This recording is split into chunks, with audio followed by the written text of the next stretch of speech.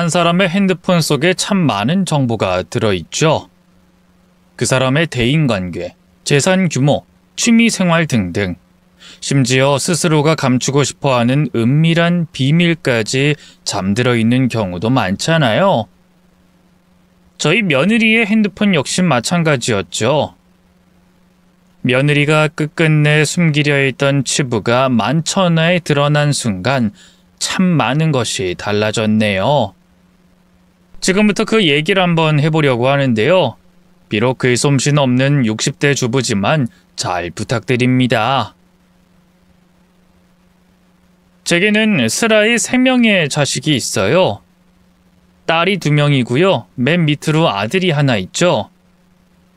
요즘은 딸을 더 선호한다지만 저희 시대엔 아무래도 남아선호 사상이 강력했잖아요. 남편과 저도 딱 둘만 낳아 잘 키우고 싶었는데요.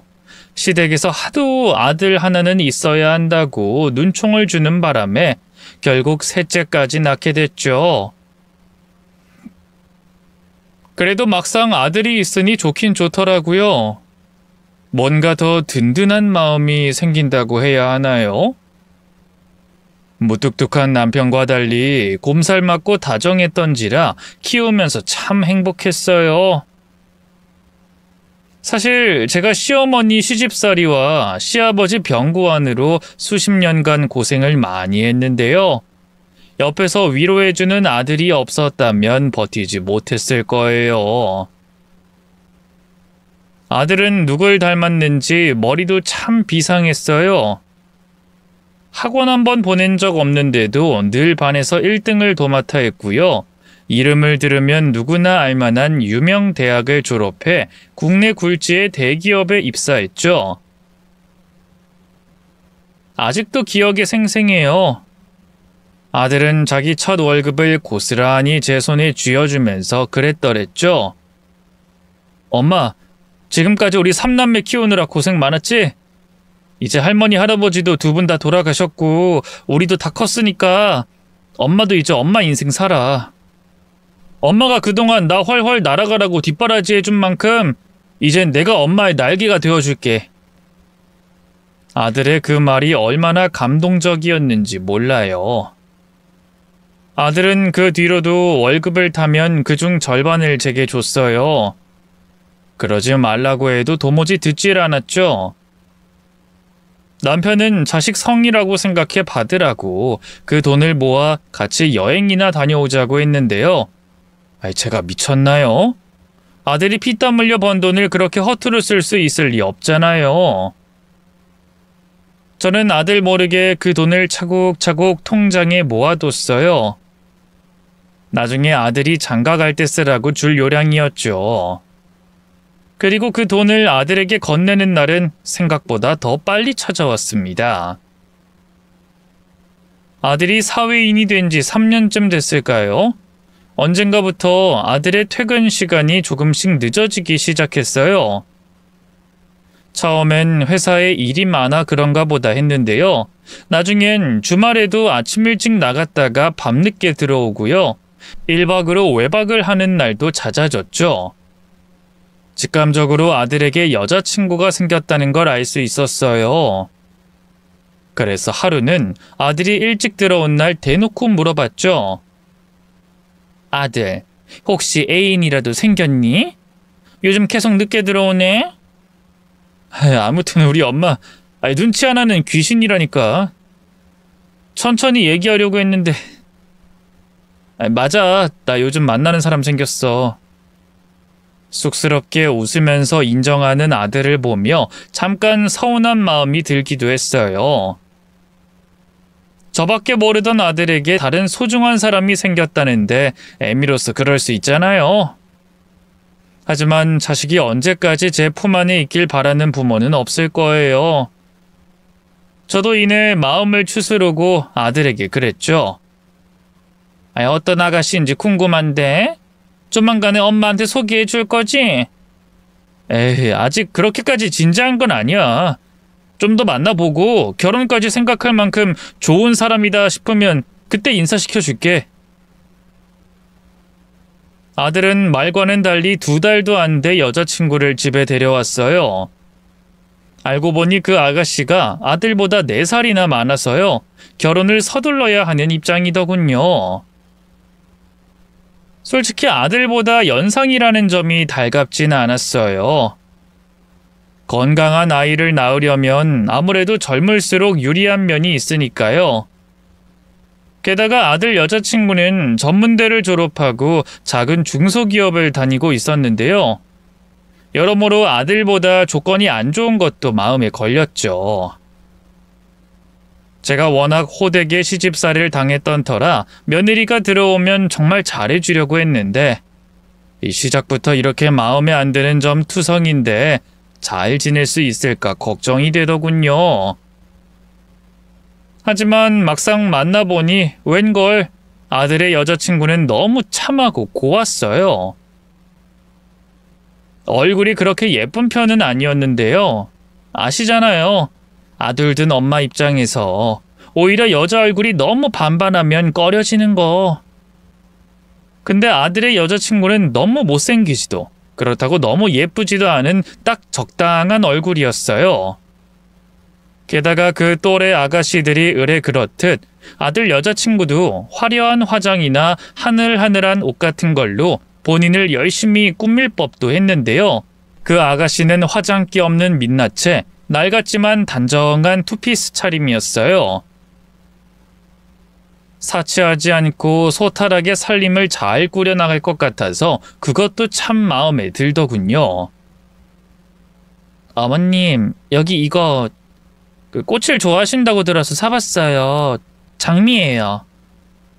아들의 여자친구는 백화점에서 사온 과일 바구니와 함께 제게 꽃다발을 내밀었어요. 제가 꽃을 좋아한다는 걸 알고 준비해온 그 마음 씀씀이가 참 고맙더군요. 남편도 그 아가씨가 퍽이나 마음에 들었는지 그날 인사자리는 시종일관 훈훈했고요. 몇 달 뒤 상견례를 마치고 아들 내외는 바로 식장을 잡았습니다. 신혼집은 아들 회사 근처에 있는 대형 단지 아파트로 결정했는데요. 아들이 모아둔 돈만으로는 택도 없어 대출을 받았다고 하더군요. 양가 도움은 일절 받을 생각이 없다고 그래서 처음엔 그냥 넘어가려고 했는데요. 아무리 그래도 아들이 집 때문에 대출까지 받았다는데 마음이 안 좋더라고요. 그래서 하루는 아들을 불러다 통장을 건네줬어요. 그동안 제가 알게 모르게 모아둔 돈에 아들이 주던 용돈까지 더한 통장이었죠.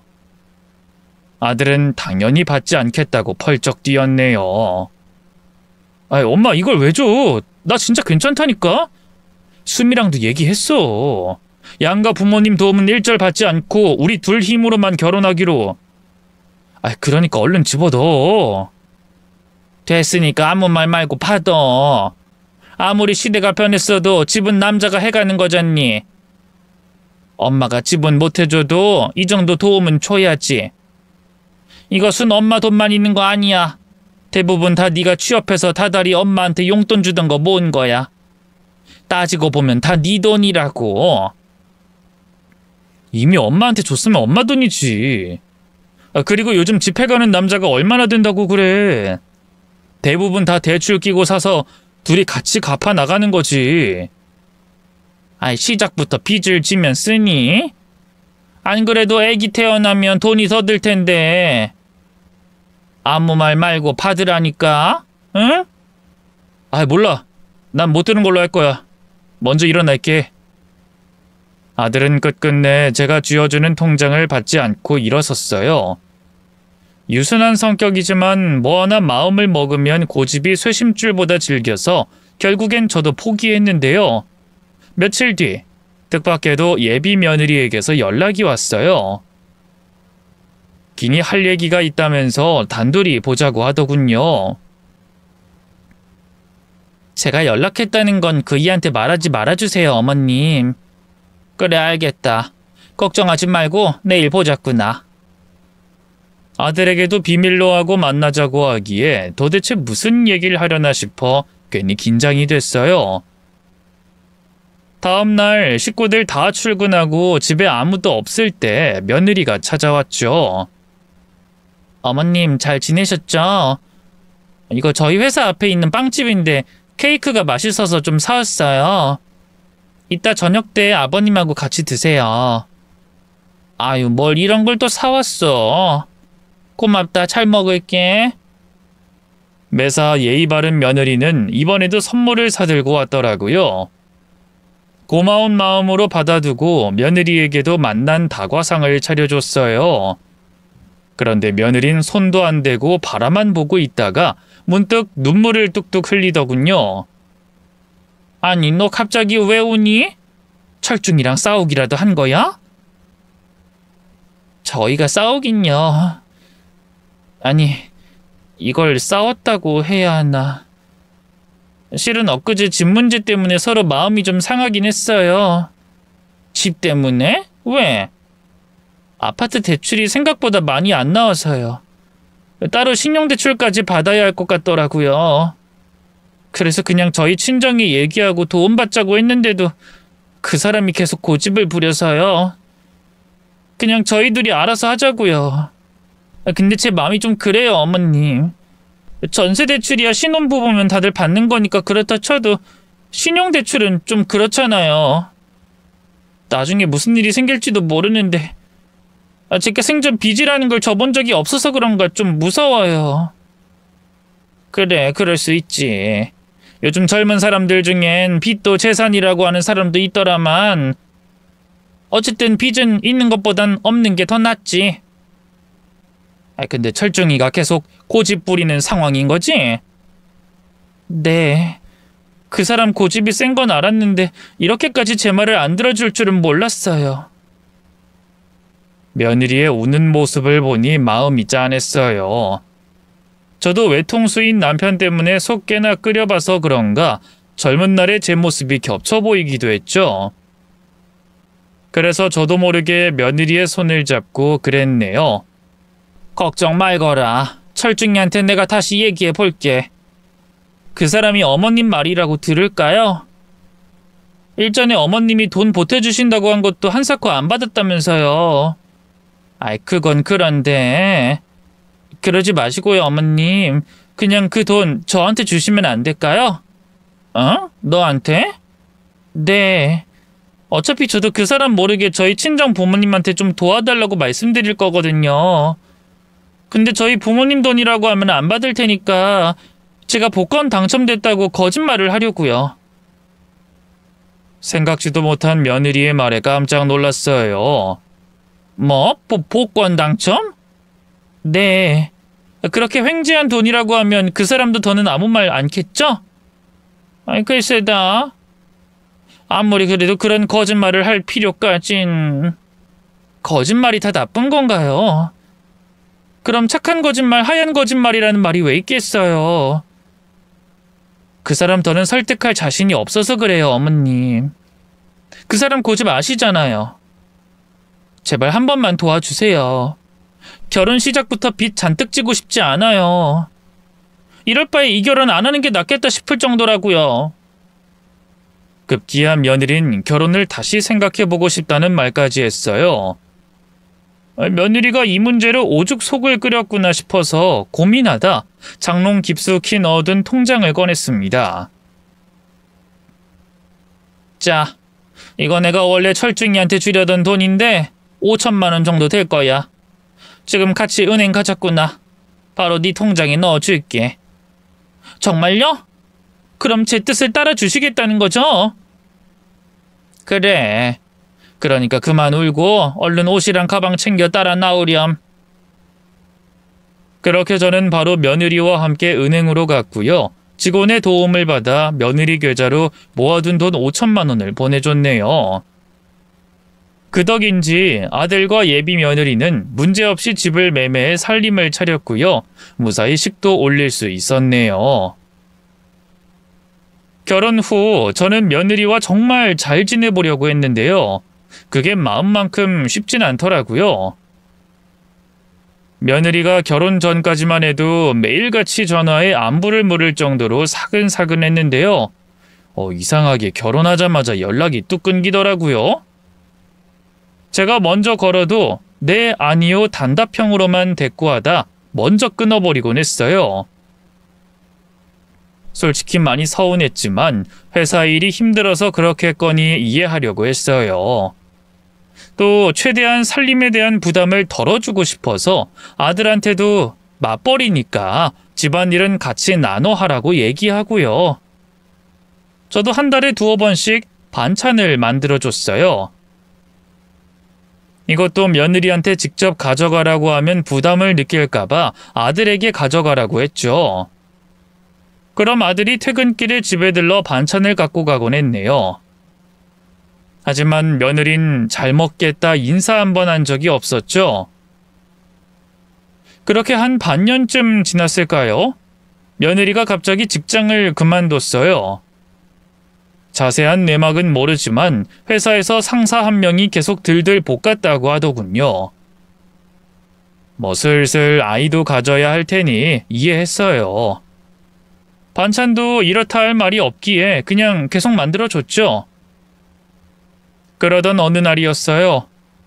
그날도 반찬을 잔뜩 만들어 두고 아들에게 가져가라고 했는데요. 아들이 갑자기 2박 3일 출장이 잡혀서 못 갈 것 같다고 하더군요.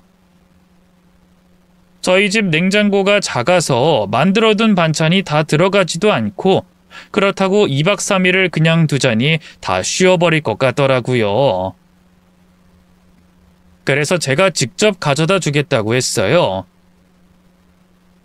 됐어 엄마. 힘들게 그걸 언제 이고지고 우리 집까지 가져와. 그냥 퀵으로 보내. 내가 수미한테 얘기해서 받으라고 할게. 아유 퀵은 무슨 퀵이야. 그게 돈이 얼만데. 됐으니까 내가 가져다 주마. 사실 집들이 때를 제외하곤 아들네 집에 한 번도 가본 적이 없었거든요. 뭐 시집살이 좀 시킨다 하는 집은 시애미가 아예 아들네 집 비밀번호를 공유받아 수시로 들락날락 한다던데 전 그런 경우 없는 시모는 되고 싶지 않았어요. 그래서 예비 며느리가 불편할까봐 굳이 방문하지 않았는데 내심으로는 아들과 며느리가 어떻게 살고 있나 궁금하긴 했었어요. 그래서 기회다 싶어서 만들어둔 반찬을 들고 아들네 집까지 찾아갔죠. 초인종을 누르니 며느리가 바로 문을 열어줬어요. 어서 오세요 어머님. 오시는데 힘들진 않으셨어요? 아유 힘들긴. 일단 반찬부터 냉장고에 넣어야겠다. 네 이쪽으로 들어오세요. 며느리와 간단한 인사를 나누고 집 안으로 들어가 저는 깜짝 놀라고 말았습니다. 글쎄, 집이 돼지우리 저리 가라 할 정도로 엉망이 아니겠어요? 먼지와 온갖 물건 그리고 쓰레기가 한데 엉켜있는 거실, 제때 설거지하지 않은 그릇이 잔뜩 쌓인 주방, 곰팡이가 잔뜩 올라온 욕실. 세상에, 어딜 둘러봐도 총체적 난국이더군요. 아니, 집안 꼴이 이게 뭐냐? 네? 왜요? 아니, 왜냐니? 청소가 하나도 안 돼 있잖니. 제가 뒀다가 한 번에 치우는 편이라서요. 주말에 몰아서 청소하려고요. 아니, 청소는 매일 해야지. 설거지도 그래. 제때 해야 냄새가 안 나지. 대체 이게 무슨 꼴이니? 아휴.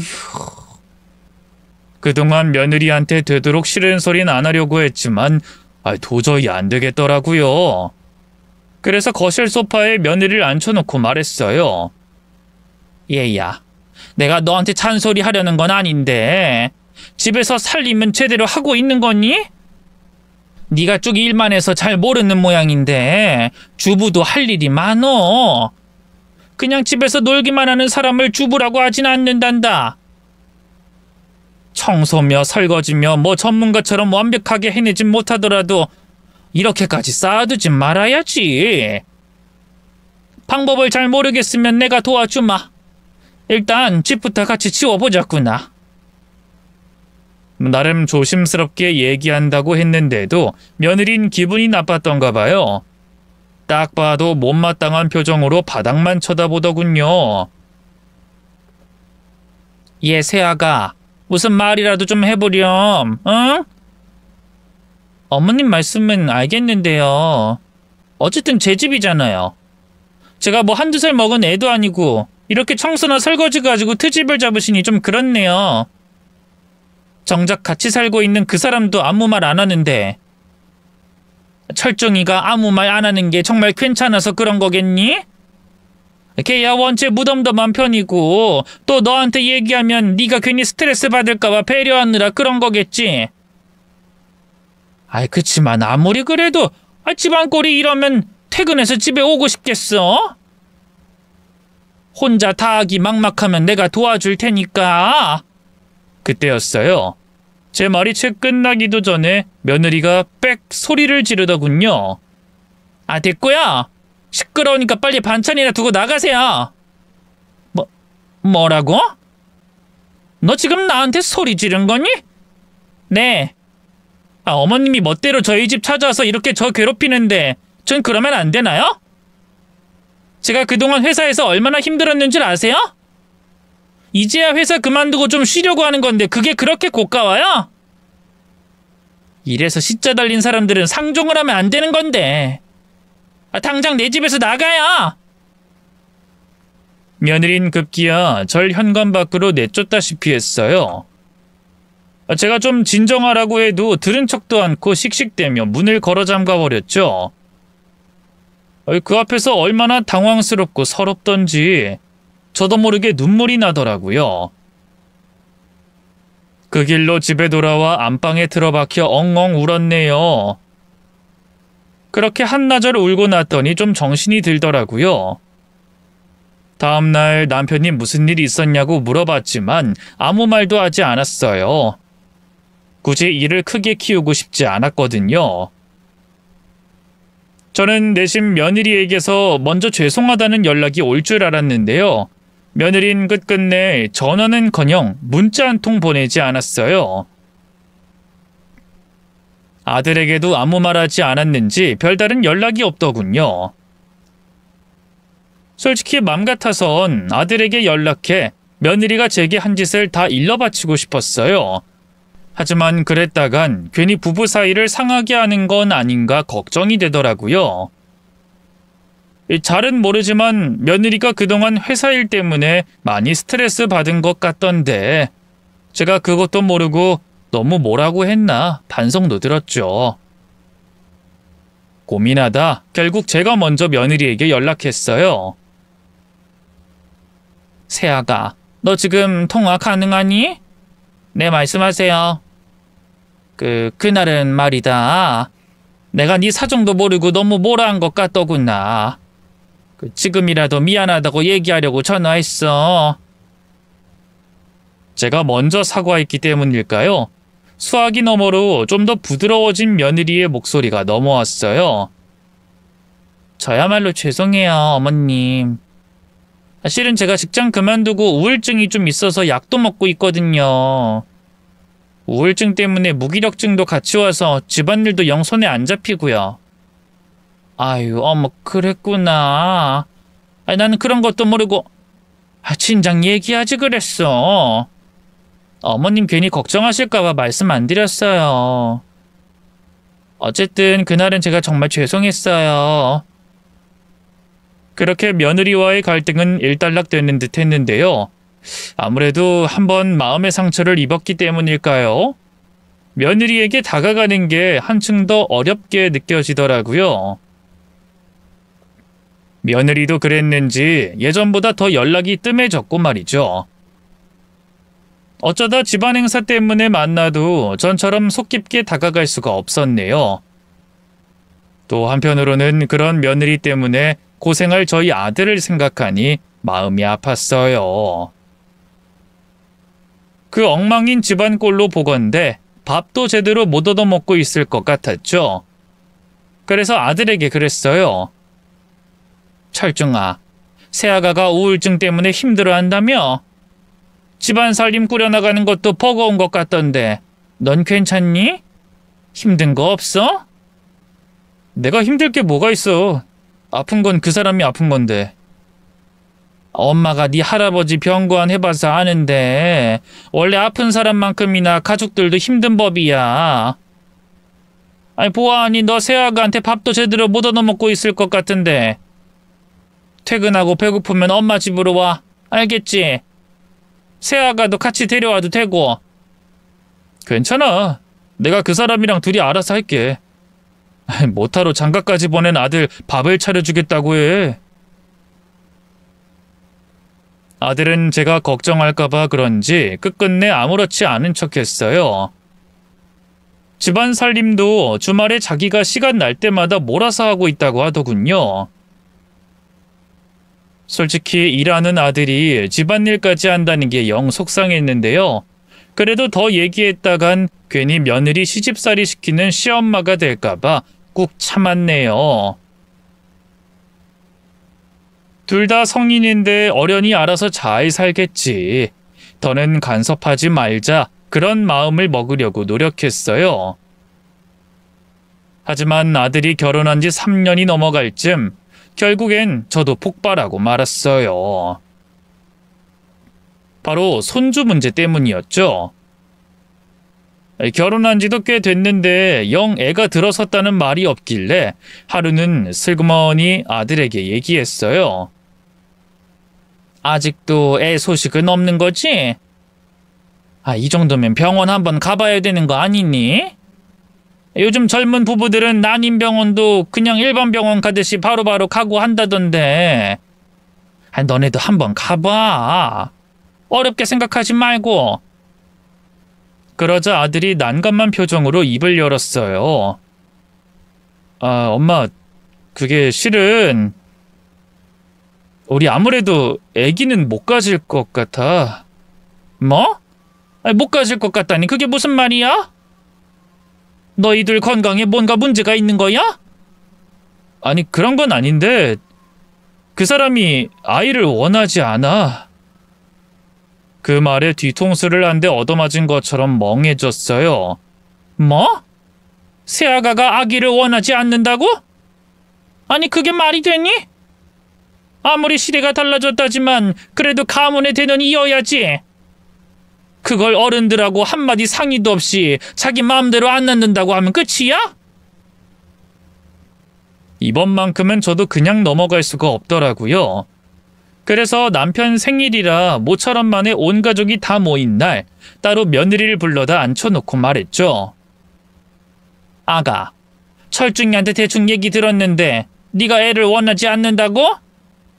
그러자 며느리의 표정이 바로 어두워졌어요. 네. 솔직히 아직 엄마가 될 자신이 없어요. 누군 뭐 엄마가 될 자신 있어서 애를 셋이나 낳았다니? 누구나 다 그래. 한 아이를 낳고 키운다는 게 두려울 수 있지.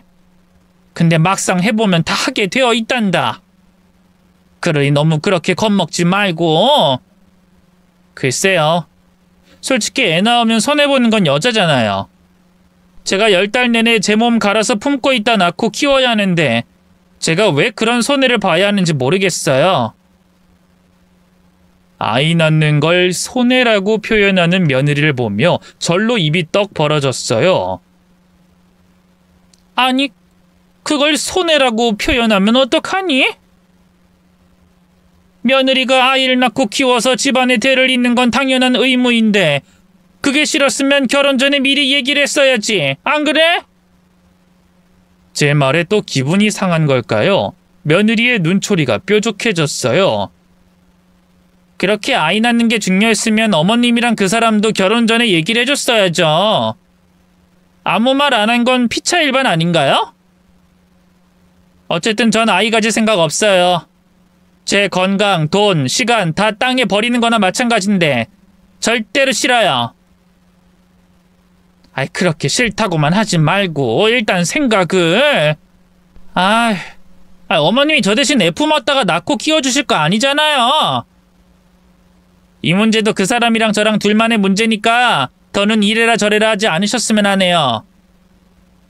그런데 바로 그때였어요. 벌컥 방문이 열리더니 누군가 안으로 뛰어들어왔어요. 다름 아닌 제 남편이었죠. 수미, 너 네 시애미한테 그게 무슨 말버릇이야? 남편이 워낙 성정이 꼬장꼬장해서 이 문제에 관해선 굳이 얘기하지 않았는데요. 아무래도 방문 밖에서 저희 얘기를 다 듣고 있었던 것 같더라고요. 애를 안 낳겠다고 하는 것도 기가 막힌데 어른한테 되바라지게 대꾸하는 꼴이 그게 뭐야? 우리도 너처럼 건방진데다 의무도 다하지 않는 며느린 필요 없다. 당장 이 집에서 나가! 남편이 불같이 화를 내기에 얼마나 당황했는지 몰라요. 그런데 며느리는 표정 하나 바뀌지 않고 벌떡 일어나더니만 그대로 집 밖으로 나가버리더군요. 그런 며느리를 밖에 있던 아들이 붙잡았지만 아무 소용없었어요. 당신 이대로 나가버리면 어떡해? 당장 우리 부모님한테 사과해. 내가 왜? 먼저 나가라고 한 건 아버님이야. 참나, 나가라고 하면 누가 못 나갈 줄 알아? 웃겨 진짜. 다들 나한테 애 맡겨놓은 것도 아니고 대신 낳고 키워줄 것도 아니면서 왜 이래라 저래라 하냐고? 내가 애 낳는 기계냐고? 며느리는 마지막까지 큰 소리를 치면서 집 밖으로 나가버렸고요.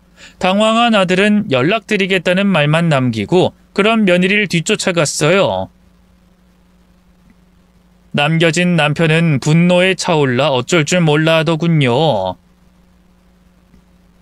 아니 며느리 쟤 저렇게 되바라지고 못돼 처먹은 애였어? 세상 얌전하고 착한 줄 알았더니만 어떻게 우리한테 이럴 수가 있어? 아이 당신이 이해해. 아이 낳고 키우는 게 영 자신이 없어 저런가 보지. 그건 둘째 문제고 일단 시애비한테 하는 저 태도부터 글러먹었어. 당신 며느리가 먼저 사과하기 전까진 절대로 연락하지 마. 알겠어? 그러나 며느린 이번에도 절대로 먼저 연락하지 않았어요. 며느리가 먼저 숙이고 들어오길 기다리던 남편은 화가 단단히 나서요. 급기야 아들 내외와 연을 끊자는 말까지 하더군요. 아들에게 연락해 며느리를 설득해보라고 했지만 별 소득은 없었어요. 철중아, 너희 아빠 화가 아주 단단히 났다. 새아가한테 얘기해서 그냥 사과하라고 하렴, 응? 이 문제야 천천히 다시 얘기 나눠보면 되니까. 그게 엄마 힘들 것 같아. 그 사람 지금 친정가 있거든. 뭐? 친정애가 있다니. 이번 일로 나랑도 크게 싸웠어. 이혼 얘기까지 나온 상황이야. 자식의 이혼을 바랄 부모가 어딨겠어요. 아들의 입에서 이혼이란 말이 나오자 손발이 덜덜 떨리더군요. 그래서 너희들 갈라서게? 어? 아니, 난 아직 그 사람 많이 사랑해. 이런 일로 헤어질 순 없고 일단은 잘 설득해 보려고. 아버지도 엄마가 잘 달래드려. 결국 저는 더 어쩌지도 못하고 전화를 끊을 수밖에 없었어요. 혹시나 하는 마음에 며느리한테 전화를 걸어봤지만 수신 차단을 해놨는지 어쨌는지 받지 않더군요. 그 뒤로 한 몇 달을 얼마나 마음을 졸였나 모르겠어요. 혹시라도 아들이 연락 와선 이혼하기로 했다고 할까봐 노심초사했죠. 그렇게 얼마나 시간이 흘렀을까요? 몇 달 뒤 아들과 며느리가 함께 저희 집을 찾아왔어요. 정말 이혼하겠다는 얘기라도 할까봐 잔뜩 겁을 집어먹었는데요. 웬걸 너무나 충격적인 얘기라더군요. 엄마, 아버지, 이 사람 임신했어요. 이제 4주 차래요. 뭐? 임신을 했다고? 애가 생겼단 말이야? 아니 그렇게 애 갖는 게 싫다더니만. 제 말에 며느리가 쑥스러운 미소를 지으며 말했어요. 그땐 정말 죄송했어요, 어머님, 아버님. 제가 회사 그만두고 우울증 때문에 계속 힘들어했던 건 아시죠? 그래서 영 자신이 없었어요. 부모가 된다는 게. 근데 막상 아기가 생기고 나니까 너무 행복한 거 있죠? 뭘 그렇게 고민했는지 모르겠어요. 지금은 우리 애기 낳아서 잘 키우고 싶다는 생각뿐이에요. 그러니까 어머님, 아버님도 많이 도와주세요. 갑자기 확 달라진 며느리의 태도에 어안이 벙벙했어요. 하지만 곧 손주가 태어난다는 소식에 기분이 좋긴 하더군요. 남편도 마찬가지였어요. 안 그런 척해도 아들이 진짜로 이혼할까봐 걱정이 많았는데 한시름 놓은 눈치였죠. 저는 며느리의 손을 꼭 잡고 말했어요. 그래, 잘 생각했다. 앞으로 몸도 점점 무거워질 거고 힘든 일이 많을 텐데 그럴 때 꼭 나한테 연락하렴. 사부인도 멀리 살고 계시니 내가 친정엄마처럼 도와줄 테니까. 알았지? 네, 감사합니다, 어머님. 첫 임신이라 그럴까요? 며느린 유독 입덧을 심하게 했어요. 정말 심했던 때엔 물도 먹질 못해서요. 하루 종일 화장실에서 변기통만 붙잡고 살았다고 하더군요. 그러다 어느 정도 입덧이 가라앉고 나니 그때부턴 먹덧이라고 하나요? 음식이 자꾸만 땡기는 시기가 왔나 봐요. 제가 다달이 해다주는 반찬으로는 성이 안 찼는지 어느 날 그러더군요. 어머님, 반찬 해다 주시는 건 감사한데 제가 입맛이 튼튼이 때문인지 많이 바뀌어서요. 먹고 싶은 거 생기면 그때그때 말씀드려도 돼요? 아이, 그럼 되고 말고 뭐 먹고 싶은 게 있니? 네, 저 김치찜이 너무 먹고 싶어요. 그때 어머님 집에서 먹었던 물김치도 자꾸만 땡기고요.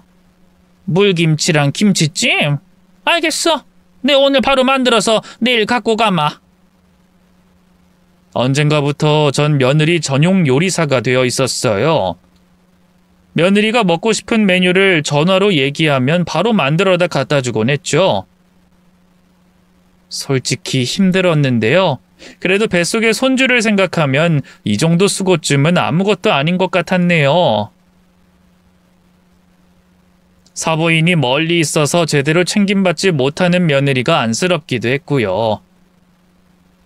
그뿐만이 아니었어요. 음식 갖다 주는 것 때문에 자꾸 아들네 집을 들락날락 하다 보니 엉망인 살림살이가 눈에 밟히더군요. 안 그래도 며느린 살림을 그렇게 열심히 돌보는 편이 아니었는데 임신하고 나서부턴 아예 집에서 손 하나 까딱 안 하는 것 같더라고요. 그쯤에 아들도 승진하면서 일이 너무 바빠져서요. 집안이 점점 더 엉망진창이 되어가고 있었죠. 달에 몇 번씩 청소업체 사람들을 불러다 쓰는 것 같던데 솔직히 한두 푼도 아니고 너무 아깝잖아요. 그래서 언젠가부터 제가 반찬을 가져다 주는 김에 집도 좀 치워주기 시작했어요. 며느린 처음엔 그럴 필요까지 없다면서 절 말렸는데요. 깔끔한 집에서 지내는 쾌적함을 한번 느껴보니 좋았던 걸까요? 나중엔 제가 집안 여기저기를 들쑤시며 치워놔도 별말 안 하더라고요. 오히려 어머님 진짜 너무 최고예요. 제가 청소랑 빨래하고 싶은 마음은 굴뚝 같은데 몸이 너무 무거워서. 근데 어머님이 이렇게 다 해주시니까 얼마나 감사한지 몰라요. 진짜 저희 친정엄마 같아요. 하면서 좋아하더군요. 제가 참 호구 같으면서도 그렇게 기뻐하는 며느리를 보고 있으니 또 뿌듯하긴 하더라고요. 그러던 어느 날이었어요. 평소처럼 아들네 도착해 거실 청소를 하고 있었는데요. 소파에 못 보던 구멍이 나 있더라고요. 불에 탄 듯한 그을음도 있었죠. 바로 며느리를 불러다 물어봤어요.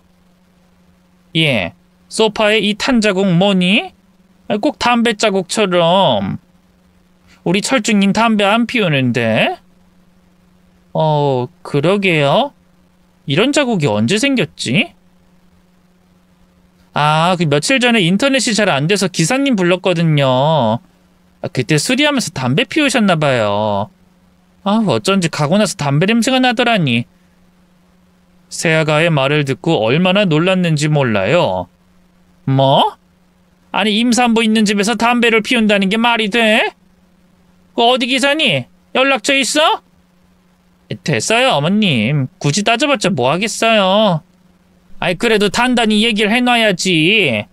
소파가 한두 푼 하는 것도 아닌데 이렇게 담배 구멍을 내놨으니 이것도 물어달라고 얘기하고. 증거가 없잖아요. 분명히 잡아댈 거예요. 괜히 컴플레인 걸었다가 보상도 못 받고 스트레스만 받고 싶지 않아요. 그냥 좋게 넘어가요 어머님. 네? 며느리가 그렇게까지 얘기하니 저는 더는 뭐라고 말할 수가 없더라고요. 그래서 그냥 참고 넘어갔죠. 그렇게 한 일주일쯤 지났을까요? 그날도 평소처럼 며느리가 먹고 싶다는 반찬을 만들어 아들네 집으로 출발했어요. 날이 너무 무덥고 짐도 많아서 큰맘 먹고 택시를 탔더니 금방 도착하더군요. 안면이 익은 경비 아저씨와 반갑게 인사를 나누고 아들네 집으로 가 초인종을 눌렀는데요. 안에서 아무런 응답이 없더군요. 몇 번을 더 눌러봐도 마찬가지였어요. 결국 며느리한테 전화를 걸었는데요. 계속 통화 중이라면서 연결이 안 되더군요. 그때까지도 저는 아들네 집 비밀번호를 모르고 있던 상태였어요. 고민하다 이번엔 아들에게 전화를 걸었죠. 다행히 회사에 있던 아들은 바로 제 전화를 받았고요. 비밀번호 6자리를 알려줬어요. 아들이 알려준 번호를 누르고 집 안으로 들어섰어요. 반찬을 거실 식탁에 내려놓는데 안방 쪽에서 뭔가 소리가 들리더군요. 살짝 열린 문틈으로 보니 새아가가 누군가와 통화하고 있었어요. 반가운 전화인지 얼굴에 한박 웃음꽃이 폈더군요. 제가 왔다는 걸 알리긴 해야 할 것 같아 문을 몇 번 두드렸는데요. 웬걸, 절 발견한 새아가의 얼굴이 순식간에 사색이 되더군요. 심지어 전화를 바로 끊어버리기까지 하더라고요. 어머님 언제 오셨어요? 아직 올 시간 안 됐는데. 오늘은 날이 너무 더워서 택시 타고 왔어. 근데 누구랑 전화했길래 그렇게 바로 끊어버리니? 그냥 계속 통화해도 되는데. 그냥 친구예요. 의미 없는 수다 떨고 있던 거라 괜찮아요. 반찬 뭐뭐 해오셨어요? 너무 맛있겠다. 새아가는 절 데리고 황급히 안방을 빠져나갔어요. 좀 수상했지만 친구하고 시댁욕이라도 하고 있었나 생각하고 넘어갔어요.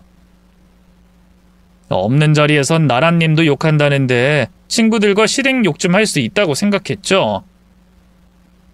저 역시 그렇게 살아왔고요. 그런데 그 뒤로 새아가의 태도가 점점 더 이상해졌어요. 그날 일이 마음에 걸렸는지 언젠가부터 통화를 할 땐 안방문을 꼭 걸어 잠그고 소곤소곤 통화를 하더군요. 제가 있을 땐 전화보단 문자를 더 많이 하는 눈치였고요. 아무리 잘해줘도 친정엄마만큼 내가 편하진 않은 모양이구나 싶어서 섭섭하긴 했는데요. 한편으로는 그렇게 좀 어려워해야 고부관계가 잘 유지되는 것 같기도 하더라고요. 시간은 빠르게 흘러 어느덧 출산날이 임박해졌어요. 예정일을 이틀인가 앞두고 며느리가 진통을 느끼기 시작했고요. 때마침 제가 옆에 있었기 때문에 같이 병원으로 향했죠. 얼마 안 가 아들도 회사에 얘기하고 바로 달려왔네요. 철중이 왔니?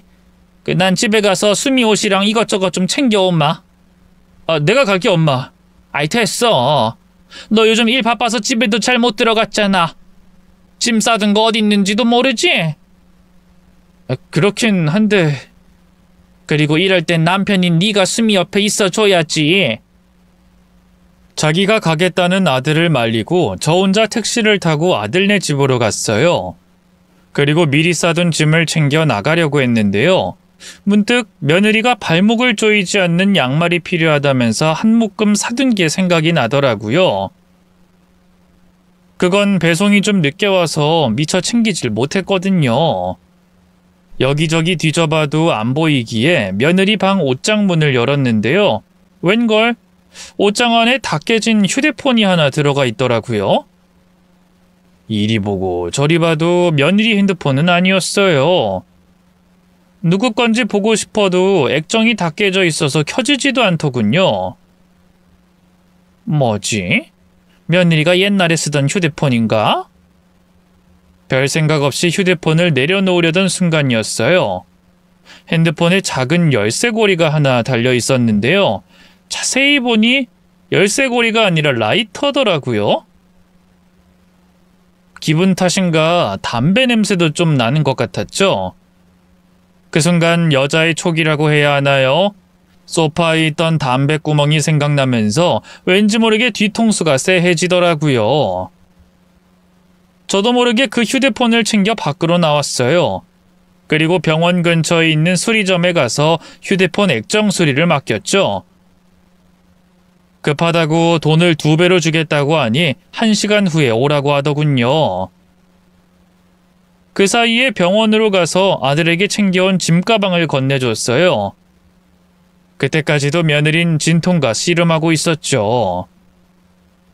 초산인데다 자궁문이 열리는 것도 늦은 편이라 앞으로 5시간은 더 걸릴 것 같더군요. 눈물까지 흘리면서 괴로워하는 며느리를 보며 왠지 모를 죄책감이 느껴졌어요. 괜히 죄 없는 며느리를 의심해서 몰래 휴대폰 수리까지 맡긴 스스로가 참 답도 없는 것 같았죠. 괜한 짓을 했단 생각에 다시 휴대폰 수리점으로 달려갔어요. 그리고 수리를 취소하겠다고 얘기하려고 했는데요. 웬걸 그 사이 액정 수리가 다 완료돼 버렸더군요. 직원은 그 자리에서 친절하게 직접 핸드폰 전원까지 켜줬어요. 저 보세요. 멀끔하게 수리 다 됐죠? 배터리가 얼마 없어서 충전도 다 해뒀어요. 아, 네, 고맙습니다. 별 수 없이 수리 비용을 치른 뒤 휴대폰을 들고 나왔어요. 양심의 가책이 느껴졌지만 전원까지 켜진 휴대폰을 어떻게 안 볼 수 있겠어요. 심지어 비번도 걸려있지 않아서 바탕화면을 미니 그냥 쓱 열리더군요. 도로에 선 채로 조심스럽게 주인 모를 휴대폰을 살펴보던 저는 어느 순간 굳어버리고 말았습니다. 그도 그럴 게 앨범에 있어서는 안 될 사진들이 잔뜩 있었거든요. 그건 바로 며느리가 웬 외국인 남자랑 진하게 스킨십을 나누는 사진이었어요. 도무지 믿을 수가 없어 전화번호부로 들어가 며느리의 번호를 검색해봤어요. 그런데 글쎄, 며느리 번호가 그 휴대폰에 우리 자기로 저장이 되어 있는 게 아니겠어요? 그뿐만이 아니었어요. 문자함에는 며느리와 휴대폰 주인이 나눈 대화가 고스란히 남아 있었는데요. 자세한 내용은 너무 더럽고 추해서 차마 다 옮기진 못하겠고요. 중요한 내용만 얘기하자면 정관 수술에 관한 내용이 있었어요. 며느리가 휴대폰 주인에게 자기 정관 수술했다는 거 정말이지? 그럼 임신 절대 안 되는 거지? 하고 물었고요. 휴대폰 주인이 그래 걱정하지 마. 요즘은 기술이 발달해서 풀리지도 않는다니까 하고 답변하더군요. 배신감과 분노로 가슴이 뜨겁게 끓어올랐어요. 저는 덜덜 떨리는 손으로 휴대폰을 들고 그대로 병원으로 달려갔죠. 당장 아들에게 얘기하려고 했는데 그 사이에 며느리 출산이 임박해 둘 다 분만실로 들어간 상태였어요. 그리고 한 30분인가 더 진통 끝에 마침내 아이가 태어났죠.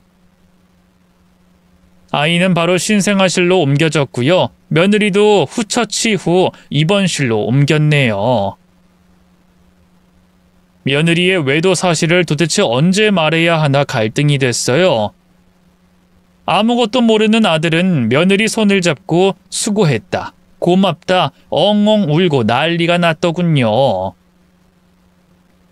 그 모습을 보는데 속이 어찌나 타들어가던지요. 그러다 어영부영 시간이 흘러 신생아실 면회를 하러 갔죠. 근데 먼저 아이를 보러 간 아들이 간호사에게 뭔가를 따지고 있더라고요. 이게 말이 됩니까? 애가 바뀐 게 아니라면 어떻게 이럴 수가 있어요? 그건 저희도 모르죠. 어쨌든 아이는 안 바뀌었어요. 전 그러시면 산모분이랑 유전자 검사도 해드릴 수 있다고요. 그치만 내 애가 저럴 수가 없는 거잖아요. 우리 조상 중에 외국인이 있지 않고서야. 아들은 차마 뒷말을 잇지 못했어요. 그러다 뒤늦게 저와 남편을 발견하곤 황급히 달려오더군요.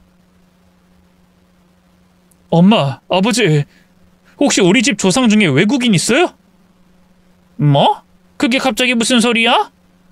아니, 지금 튼튼이가 나왔는데 애가... 아들은 이번에도 차마 뒷말을 잇지 못했어요. 답답한 마음에 아들을 뒤로하고 간호사에게 가서 애 좀 보여달라고 했죠. 이상할 정도로 망설이던 간호사가 마침내 신생아실로 들어가 저희 손주를 안아들었어요. 그리고 유리창 너머로 얼굴을 보여줬는데요. 태어난 손주의 얼굴을 확인한 순간 전 물론이고 남편마저 그대로 굳어버리고 말았습니다.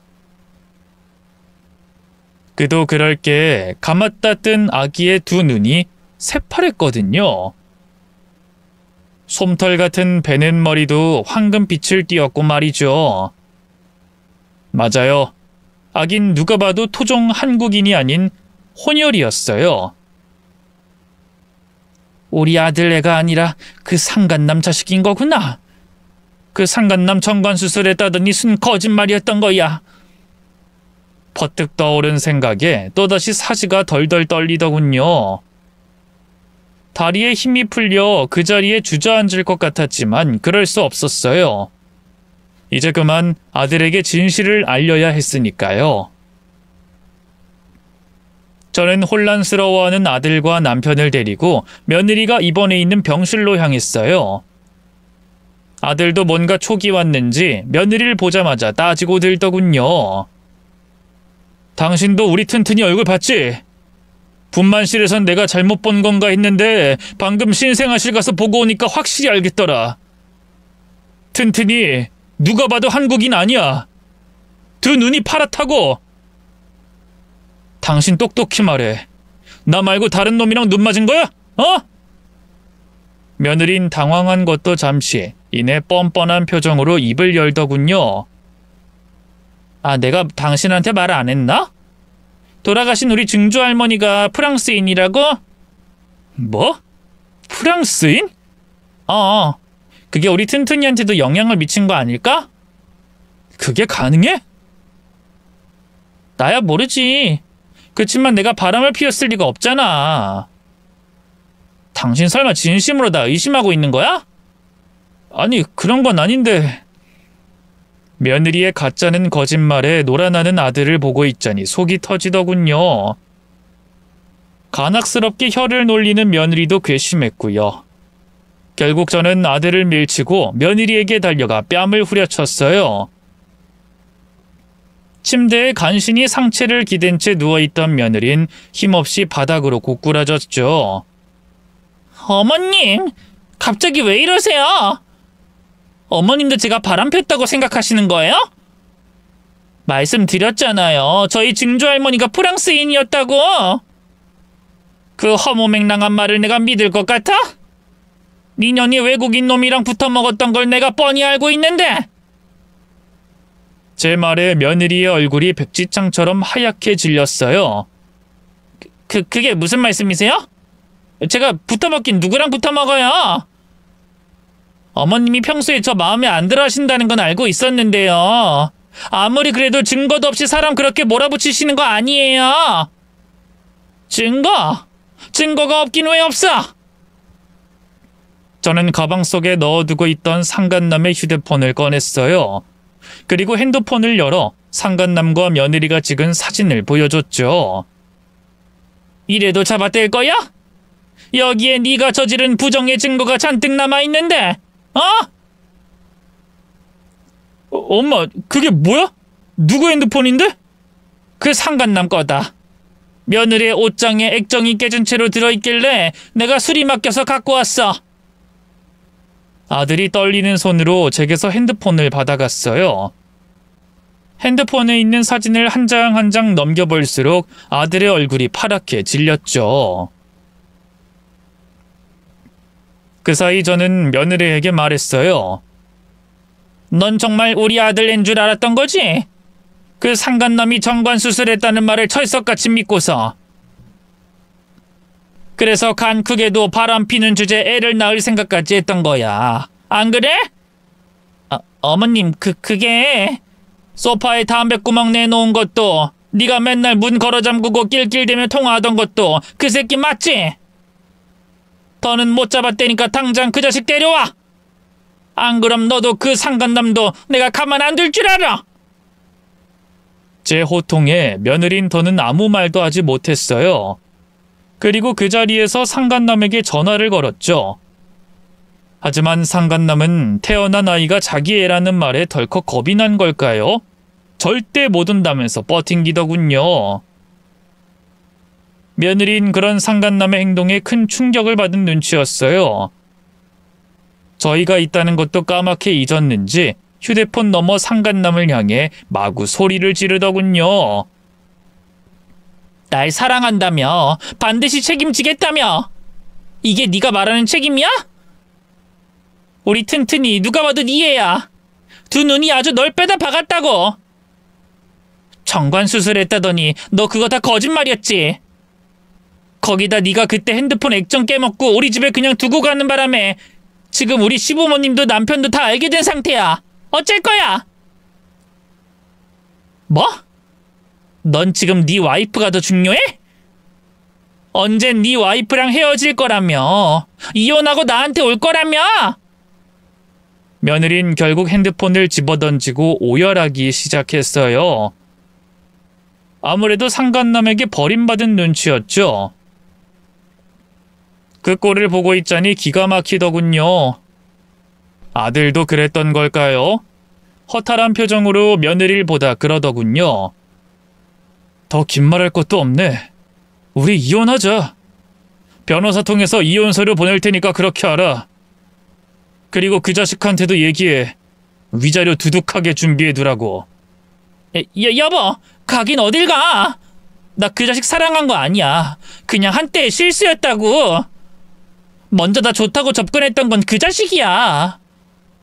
난 싫다고 했는데 그 자식이 먼저. 손뼉도 마주쳐야 소리가 나는 법이야. 그래서 애는 뭐 그 새끼 혼자 만들었어? 개소리 그만하고 변호사나 준비해둬.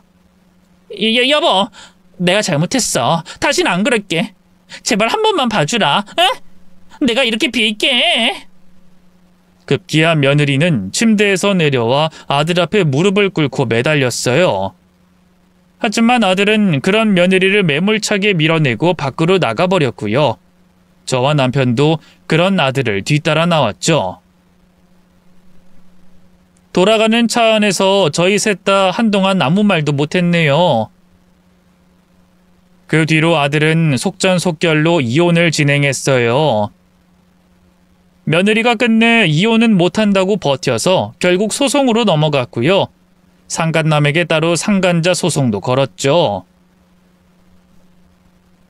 배우자의 외도로 인한 이혼 소송의 경우 가장 중요한 건 외도 증거인데요. 그 부분에선 아무 걱정이 없었어요.